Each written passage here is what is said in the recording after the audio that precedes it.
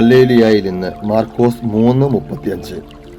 ദൈവത്തിൻ്റെ ഹിതം നിർവഹിക്കുന്നവനാരോ അവനാണ് എൻ്റെ സഹോദരനും സഹോദരിയും അമ്മയും. According to Mark 3:35, my brothers and sisters and my mother are the people who do what God wants. ഈശോയിൽ സ്നേഹം നിറഞ്ഞവരെ, നമുക്കെല്ലാവർക്കും ഒരു ആഗ്രഹമാണ്. നമ്മളെല്ലാവരും തമ്പുരാനോട് ചേർന്നിരിക്കുന്നു, പ്രാർത്ഥിക്കുന്നു. തമ്പുരാനോട് നമ്മൾ ചോദിക്കുന്നതെല്ലാം ലഭിക്കുന്നു, യാചിക്കുമ്പോൾ അവർ തരുന്നു.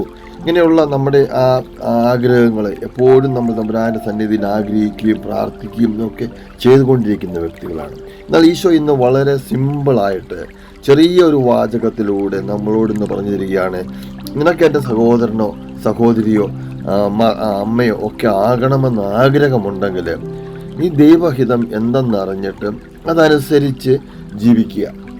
അപ്പോൾ നീ മറ്റാരും പറയാതെ, നിനക്ക് കൂടുതൽ ആവശ്യങ്ങളോ നിന്റെ പരാതികളോ ഒന്നുമില്ലാതെ തന്നെ നീ എൻ്റെ ജീവിതത്തിൽ നീ കർത്താവിനോട് ചേർന്നിരിക്കുമ്പോൾ സഹോദരനും സഹോദരിയും അമ്മയുമാകുവാൻ സാധിക്കും എന്ന് ഈശോ ഇന്ന് നമ്മളോട് പറഞ്ഞു തരികയാണ്. ഈശോ സ്നേഹം നിറഞ്ഞവരെയും ഈശോ നമ്മളോട് പല ആവർത്തി പറഞ്ഞു തരുന്നുണ്ട്. നിൻ്റെ ഹൃദയവിചാരങ്ങളെ അറിയുന്നവനാണ് തമ്പുരാൻ. നമ്മൾ തമ്പുരാനോട് സഹോദരനും സഹോദരിയും അമ്മയും ഒക്കെ ദൈവഹിതം അനുസരിച്ച് ജീവിക്കുവാൻ ആരംഭിക്കുമ്പോൾ ആകുന്നുവെങ്കിൽ നമ്മുടെ ഉള്ളിൽ കിടക്കുന്ന ഹൃദയവിചാരങ്ങളെ തമ്പുരാൻ അത് അറിഞ്ഞുകൊണ്ടേയിരിക്കും. നമുക്ക് ആവശ്യമായ സമയത്ത് തന്നുകൊണ്ടേയിരിക്കും. നമ്മുടെ കുടുംബങ്ങൾ, നമ്മുടെ കുഞ്ഞുങ്ങൾ, ഭാവി തലമുറകൾ ഇതൊക്കെ സമൃദ്ധമായിട്ട് ദൈവവിശ്വാസത്തിൽ ഉന്നതമായ നിലവാരത്തിൽ വളരുന്ന അവസ്ഥകൾ, ഇതൊക്കെ ദൈവവുമായുള്ള ഒരു കണക്ഷൻസിൽ നമുക്ക് ലഭിക്കുകയാണ്.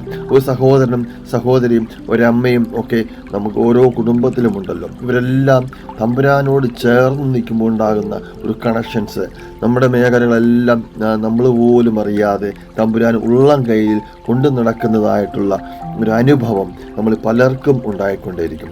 ഈശോ സ്നേഹം നിറഞ്ഞവരെ, ഈ ഒരു വചനം നമ്മൾ ഹൃദയമാക്കുകയാണെങ്കിൽ, ഹൃദയത്തോട് ചേർത്ത് വെക്കുകയാണെങ്കിലും കൂടുതൽ പരാതികളോ കൂടുതൽ ആവലാതികളോ കൂടുതൽ അപേക്ഷകളോ ഒന്ന് സമർപ്പിച്ച് നമ്മൾ ജീവിക്കുമ്പോൾ നമ്മൾ ചിന്തിക്കുക, നമ്മൾ തമ്പുരാൻ്റെ ഹിതം അനുസരിച്ച്, അതായത് തമ്പുരാനൊരു ഹിതമുണ്ട്, നമ്മൾ ആരായിരിക്കണം, എന്തായിരിക്കണം, നമ്മൾ ജീവിക്കേണ്ടത് എങ്ങനെയാണ്. അങ്ങനെ ജീവിക്കുന്ന ഒരു വ്യക്തിയോട് വളരെ വ്യക്തമായിട്ട് ഈശോ പറഞ്ഞു തരികയാണ്, മകനെ മകളെ, നീ എൻ്റെ സഹോദരനാണ്, അല്ലെ നീ എൻ്റെ സഹോദരിയാണ്, അമ്മേ നീ എൻ്റെ അമ്മയാണ്. ഈശോയെ സ്നേഹം നിറഞ്ഞു വരെയും ഈ ഒരു വചനത്തെ ഹൃദയത്തോടൊന്ന് ചേർത്ത് വെച്ചിട്ട് പരാതികളും പരിഭവങ്ങളും ഒന്നുമില്ലാതെ, ആവലാതികളൊന്നുമില്ലാതെ തമ്പുരാൻ്റെ ഇഷ്ടം എന്തായിരുന്നുവെന്ന് ബൈബിളിൽ വളരെ വ്യക്തമായിട്ട് പറഞ്ഞു തരുന്നുണ്ട്. നിനക്കൊരു സഹോദരനാകണമെങ്കിൽ, സഹോദരിയാകണമെങ്കിൽ നീ അനുതപിച്ച് പശ്ചാത്തപിച്ച് നിന്റെ കഴിഞ്ഞ കാലങ്ങളെ ഓർത്ത് മാപ്പ് പറഞ്ഞ് തമ്പുരാൻ്റെ സന്നിധിയിലായിരിക്കുവാൻ.